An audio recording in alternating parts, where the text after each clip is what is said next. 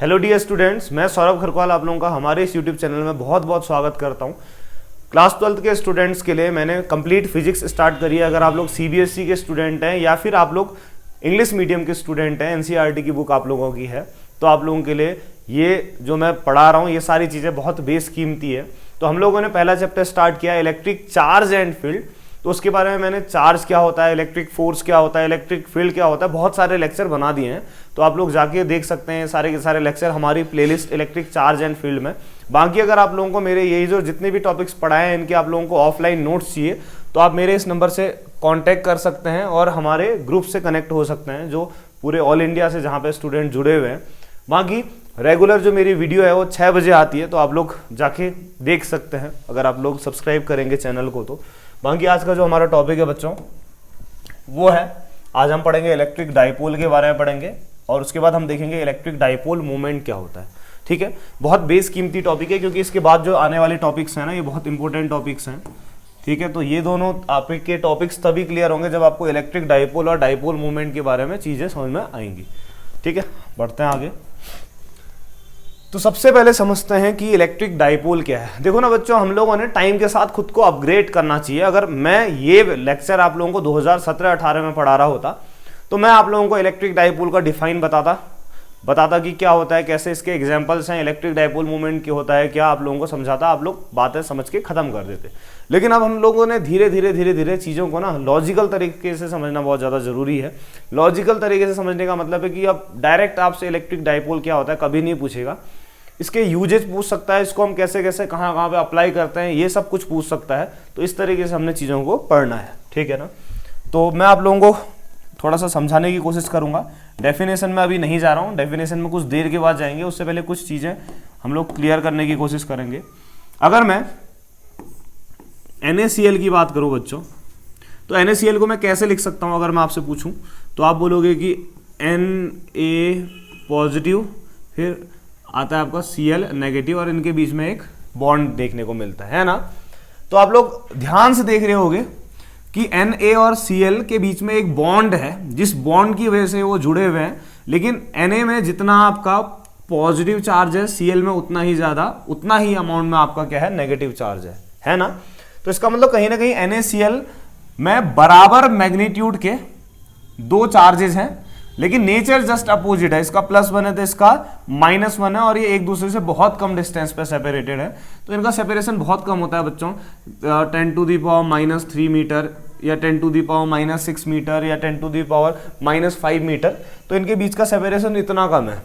तो इतना कम है तो ऐसा लगता है कि दोनों साथ साथ ही हैं एक्चुअल में, लेकिन ये जो रहते हैं ये डाईपोल, दो पोल्स की फॉर्म पर रहते हैं। समझ में आ गया ना।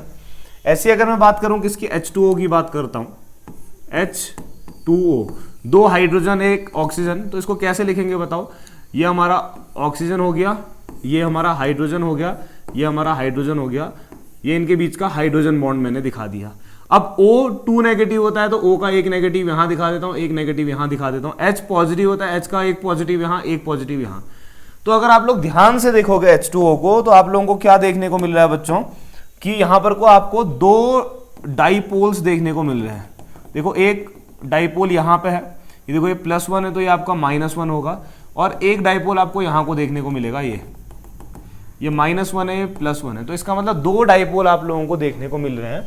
यहाँ पे आप लोगों को एक डाइपोल देखने को मिल रहा है। समझ में आ गया ना।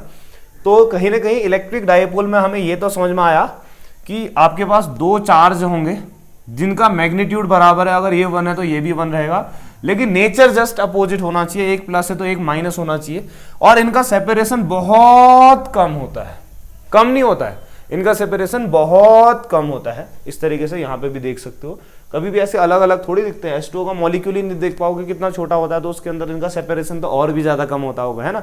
तो ये होता है बच्चों इलेक्ट्रिक डाइपोल। तो अब इलेक्ट्रिक डाइपोल की जो मैं डेफिनेशन है वो कैसे बनाने वाला हूँ देखना फिर जरा, कि इलेक्ट्रिक डाइपोल क्या होता है। अगर मैं आपसे बोलूं तो आप लोग ऐसे समझोगे। देखो, इलेक्ट्रिक डाइपोल एक ऐसा सिस्टम होता है,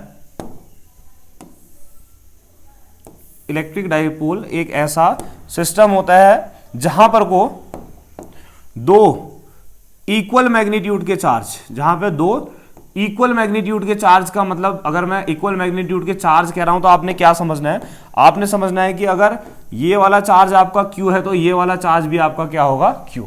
तो इलेक्ट्रिक डाइपोल एक ऐसा सिस्टम होता है जहां इक्वल मैग्नीट्यूड के दो चार्ज जिनका नेचर जस्ट अपोजिट होता है, मतलब ये अगर माइनस है तो ये क्या होगा, प्लस, एक दूसरे से बहुत कम डिस्टेंस पे रहते हैं।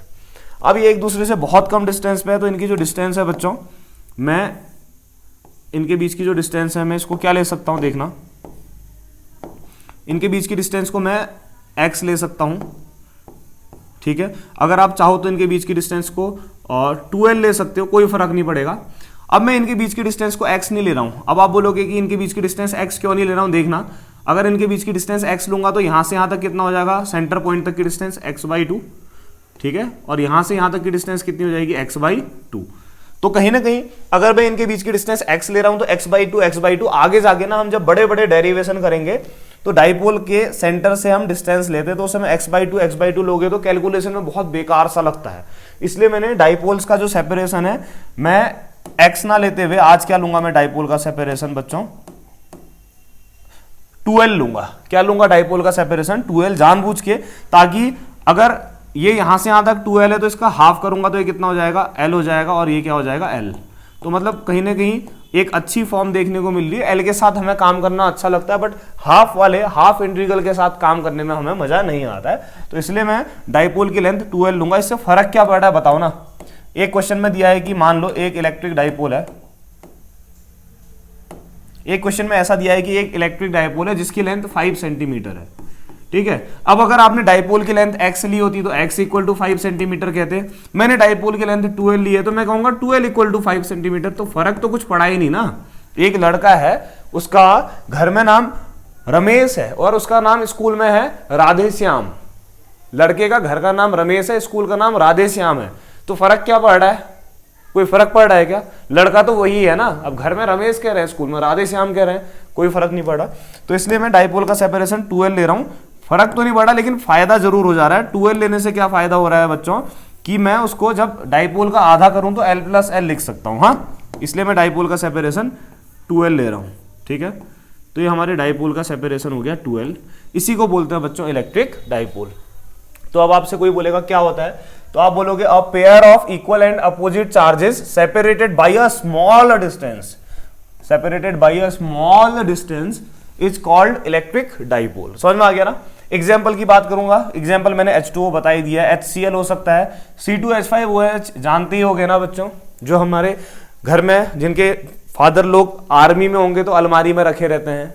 कभी जब आपके दांत दर्द होती है, पेट दर्द होती है तो एक ढक्कन आपको पिलाते हैं। क्या होता है C2H5, बताओ जरा। दारू, अल्कोहल, एथेनॉल। मैं ये CH3OH कभी इसका एग्जाम्पल नहीं देता हूं क्योंकि कच्ची शराब है बच्चों, ये शरीर के लिए हानिकारक है। बहुत सारे लोग कच्ची शराब पी के मर भी जाते हैं, इसलिए मैं हमेशा एग्जाम्पल देता हूँ C2H5OH, ठीक है बच्चों। और आप लोग बिल्कुल मत पीना बच्चों, घर वालों की चोर के तो बिल्कुल मत पीना, वरना एक बार लत लग गई तो फिर लत क्या बोलते हैं, बहुत खराब लगती है, ठीक है। बाकी CH3COOH होता है, ये थोड़ा गलती से लिख दिया है।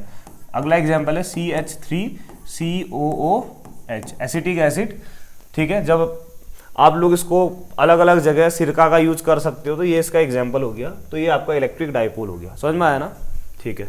नेक्स्ट टॉपिक बच्चों हमारा है वो है dipole movement.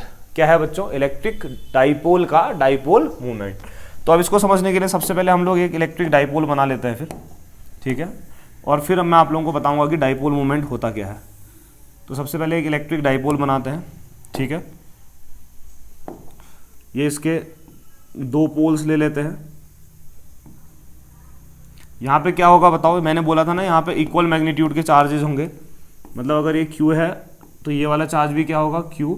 Nature just opposite होगा, इसका मतलब ये अगर -Q है तो ये क्या होगा, +Q। और ये एक दूसरे से बहुत कम डिस्टेंस पे सेपरेटेड रहते हैं तो इनका सेपरेशन में जानबूझ के 2l बोल रहा हूँ। हाँ, तो ये आपका एक इलेक्ट्रिक डाइपोल बन गया है। अब इस इलेक्ट्रिक डाइपोल का बच्चों जो डाइपोल मूवमेंट होता है वो क्या होता है, अब मैं वो बताने जा रहा हूँ आपको। तो इसका जो डाइपोल मूवमेंट होता है,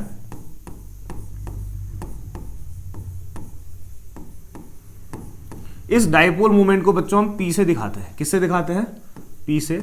और ये कैसे निकलेगा, दोनों में से किसी एक चार्ज का मैग्नीट्यूड ले लोगे। डाइपोल में दो चार्ज हैं, एक प्लस एक माइनस, आपने मैग्नीट्यूड लेना है, मतलब आपने साइन यूज नहीं करना है। तो दोनों में से किसी एक चार्ज का मैग्नीट्यूड इनटू दोनों चार्जेस के बीच का जो सेपरेशन है, हम 12 ले रहे हैं। कुछ लोग x ले लेते हैं, हम 12 ले रहे हैं जानबूझ के, ताकि आप लोगों को आगे दिक्कत ना हो। तो यही होता है किसी भी डाइपोल का डाइपोल मोमेंट का मैग्नीट्यूड। तो किसी भी डाइपोल के डाइपोल मोमेंट का अगर आपसे कोई मैग्नीट्यूड बोलेगा तो आप बोलोगे either charge into separation between them. लेकिन जो ये डाइपोल मोमेंट होता है बच्चों, ये वेक्टर क्वांटिटी होती है, ठीक है। तो ये वेक्टर क्वांटिटी होती है, तो इसको वेक्टर फॉर्म पे कैसे लिखेंगे देखना, इन वेक्टर फॉर्म। तो वेक्टर फॉर्म पे लिखना बहुत सिंपल है। जो आपका डाइपोल मोमेंट P निकला है ना, इसकी वैल्यू कितनी है देखो, Q इंटू 2L है। अब वेक्टर फॉर्म पे लिखना है तो इसके ऊपर वेक्टर का साइन बना दो, और चार्ज स्केलर क्वांटिटी है तो ये पोजीशन आपकी वेक्टर हो सकती है, पोजीशन वेक्टर। तो P इक्वल टू कितना आ जाएगा यहाँ पर से, Q इंटू कितना आ जाएगा 2L वेक्टर, ठीक है। तो इसको आपने इस तरीके से वेक्टर फॉर्म पे लिख लिया है डाइपोल मोमेंट को, समझ में आया। अब आप बोलोगे ये वेक्टर है, तो वेक्टर का मतलब कि उसके पास डायरेक्शन होनी चाहिए। तो जो आपका डाइपोल मोमेंट होता है बच्चों, इसकी डायरेक्शन कहाँ को होती है, अब मैं ये बता रहा हूँ।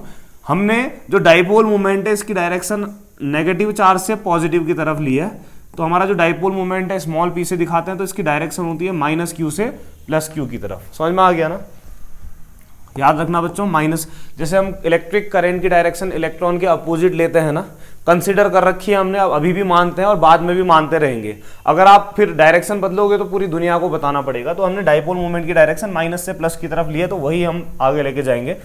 SI यूनिट क्या होगी इसकी, SI यूनिट ऑफ किसकी, डाइपोल मोमेंट P की, इज, देखना जरा ध्यान से। हाँ देखो, चार्ज की यूनिट क्या होती है, कूलम। डिस्टेंस है ना पीछे, डिस्टेंस की मीटर। अभी तो आपको समझ में आ रहा है कि कूलम मीटर, कुछ टाइम बाद आप इसको सेंटीमीटर कहने लग जाओगे, इसलिए मैं क्या करता हूँ कूलम डैश मीटर लिखता हूँ, ताकि आपको समझ में आए कि हाँ ये सेंटीमीटर तो नहीं है, कुछ और ही चीज होती होगी। समझ में आ गया ना। अब बात करते हैं डायमेंशन क्या होगी डाइपोल मोमेंट की। अगर आपने डायमेंशन पता करनी है तो Q इंटू 2L है ना। तो चार्ज की डायमेंशन होती है बच्चों AT, और 2L मतलब डिस्टेंस की होती है L। साथ ले लोगे तो कितना आ जाएगा बताओ, ये आ जाएगा आपका A L एंड T। तो ये इसकी डायमेंशन हो गई, समझ में आया ना, ठीक है। Definition, the dipole moment of an electric dipole is a vector whose magnitude is charge times, charge times the separation between the two opposite charges, ठीक है, इनके बीच के सेपरेशन का। And the direction, dipole movement की direction is from dipole axis, मतलब इन दोनों को ज्वाइन करने वाली लाइन में कहां से कहां को, नेगेटिव टू पॉजिटिव चार्ज लिखा होगा, नेगेटिव टू पॉजिटिव चार्ज, ठीक है। तो आई होप कि आप लोगों को समझ में आया होगा। बाकी थैंक यू, मिलते हैं नेक्स्ट लेक्चर में। इसके मैं नोट्स आप लोगों को हमारे ग्रुप में प्रोवाइड कर दूंगा, जो लोग नहीं जुड़े हैं आप